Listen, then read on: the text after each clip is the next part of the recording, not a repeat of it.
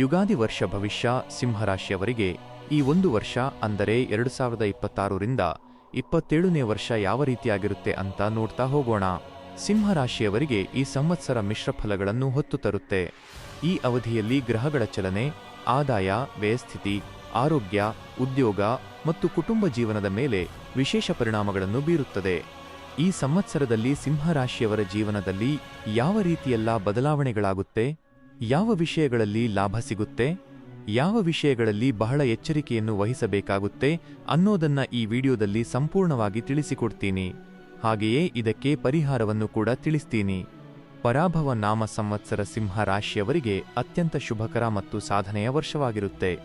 ಆದಾಯದ ಮಟ್ಟದಲ್ಲಿ ಸ್ಪಷ್ಟವಾದ ಏರಿಕೆ ಸಿಂಹರಾಶಿಯವರಿಗೆ ಈ ವರ್ಷದಲ್ಲಿ ಕಂಡುಬರುತ್ತೆ. ನಿಮ್ಮ ಆದಾಯ ಕಳೆದ ಬಾರಿ ಏನು ಆದಾಯ ಇತ್ತು ಅದಕ್ಕಿಂತ ಡಬಲ್ ಆದಾಯ ಈ ವರ್ಷ ಮಾಡ್ತೀರಿ. ಹಿಂದೆ ಏನಾದರೂ ಹೂಡಿಕೆ ಮಾಡಿದ್ದರೆ, ಅಂದರೆ ಎಲ್ಲಾದರೂ ಹೂಡಿಕೆಯನ್ನು ಮಾಡಿದ್ದಿದ್ದರೆ ಅದು ಉತ್ತಮ ಲಾಭ ತರುತ್ತೆ. ಮತ್ತೆ ಹೊಸ ಅವಕಾಶಗಳು ಕೂಡ ಆರ್ಥಿಕ ಸ್ಥಿರತೆಯನ್ನು, ಅಂದರೆ ಆರ್ಥಿಕ ಭದ್ರತೆಯನ್ನು ನೀವು ಕಾಣುವುದಕ್ಕೆ ಸಾಧ್ಯವಾಗುತ್ತೆ. ಸಿಂಹರಾಶಿಯವರು ಈ ವರ್ಷ ಖರ್ಚನ್ನು ನಿಯಂತ್ರಣದಲ್ಲಿ ಇಟ್ಟುಕೊಳ್ಳುವುದರಿಂದ ಉಳಿತಾಯ ಹೆಚ್ಚಾಗುವ ಸಾಧ್ಯತೆ ಇದೆ. ಉದ್ಯೋಗ ಕ್ಷೇತ್ರದಲ್ಲಿ ಪದೋನ್ನತಿ ಇದೆ, ಅಂದರೆ ಬಡ್ತಿ ಸಿಗುವಂಥದ್ದು ಮತ್ತೆ ಗೌರವ ಹೆಚ್ಚಾಗುತ್ತೆ. ಜೊತೆಗೆ ನಿಮ್ಮ ಉದ್ಯೋಗ ಕ್ಷೇತ್ರದಲ್ಲಿ ಅಥವಾ ನಿಮ್ಮ ವೃತ್ತಿ ಜೀವನದಲ್ಲಿ ಹೆಚ್ಚುವರಿ ಜವಾಬ್ದಾರಿಗಳನ್ನು ಕಾಣುತ್ತೀರಿ. ಮೇಲಾಧಿಕಾರಿಗಳ ಮೆಚ್ಚುಗೆ ನಿಮಗೆ ಸಿಗುತ್ತೆ. ಹಾಗೆಯೇ ಸಹೋದ್ಯೋಗಿಗಳ ಗೌರವವೂ ಕೂಡ ಹೆಚ್ಚಾಗುತ್ತೆ. ನಿಮ್ಮನ್ನು ನೋಡುವ ರೀತಿ ಬದಲಾಗುತ್ತೆ. ರಾಜಮರ್ಯಾದೆ ಉತ್ತಮವಾಗಿರುವುದರಿಂದ ಸಮಾಜದಲ್ಲಿ ಒಂದು ಸ್ಥಾನಮಾನ ಇನ್ನಷ್ಟು ವೃದ್ಧಿಯಾಗುತ್ತೆ. ನಿಮ್ಮ ಕೆಲಸದ ಸ್ಥಳ ಮತ್ತು ಸಮಾಜದಲ್ಲಿ ನಾಯಕತ್ವ ಗುಣಗಳು ಹೊರಹೊಮ್ಮುತ್ತವೆ. ಇನ್ನು ವ್ಯಾಪಾರಸ್ಥರಾಗಿದ್ದರೆ ಹೊಸ ಒಪ್ಪಂದಗಳು ಅಥವಾ ದೊಡ್ಡ ಲಾಭದ ಅವಕಾಶಗಳು ನಿಮ್ಮನ್ನು ಹುಡುಕಿಕೊಂಡು ಬರುತ್ತವೆ. ಈ ವರ್ಷ ಸಿಂಹರಾಶಿಯವರಿಗೆ ಬಹಳ ಚೆನ್ನಾಗಿದೆ. ಕುಟುಂಬ ಜೀವನದಲ್ಲಿ ನೋಡೋದಾದರೆ ಬಹಳ ಸಂತೋಷಕರ ವಾತಾವರಣ ಇರುತ್ತೆ. ಮನೆಯಲ್ಲಿ ಶುಭ ಕಾರ್ಯಗಳು ನಡೆಯುವ ಸಾಧ್ಯತೆಯಿದೆ. ದಾಂಪತ್ಯ ಜೀವನದಲ್ಲಿ ಪರಸ್ಪರ ಗೌರವ ಮತ್ತು ಪ್ರೀತಿ ಇನ್ನೂ ಹೆಚ್ಚಾಗುತ್ತಾ ಹೋಗುತ್ತೆ. ಸಿಂಹರಾಶಿಯ ವಿದ್ಯಾರ್ಥಿಗಳಾಗಿದ್ದರೆ ಉನ್ನತ ಶಿಕ್ಷಣ ಹಾಗೆಯೇ ಸ್ಪರ್ಧಾತ್ಮಕ ಪರೀಕ್ಷೆಗಳಲ್ಲಿ ಉತ್ತಮ ಅಂಕಗಳನ್ನು ಗಳಿಸುವುದಕ್ಕೆ ಸಾಧ್ಯವಾಗುತ್ತೆ.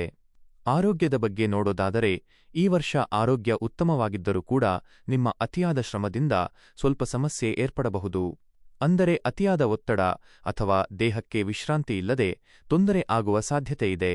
ಹಾಗಾಗಿ ಅತಿಯಾದ ಶ್ರಮ ಪಡುವುದರಿಂದ ಸ್ವಲ್ಪ ದೂರ ಇರುವುದು ಒಳ್ಳೆಯದು. ಎಲ್ಲವನ್ನೂ ತಾಳ್ಮೆಯಿಂದ ಮಾಡಿಕೊಳ್ಳಿ.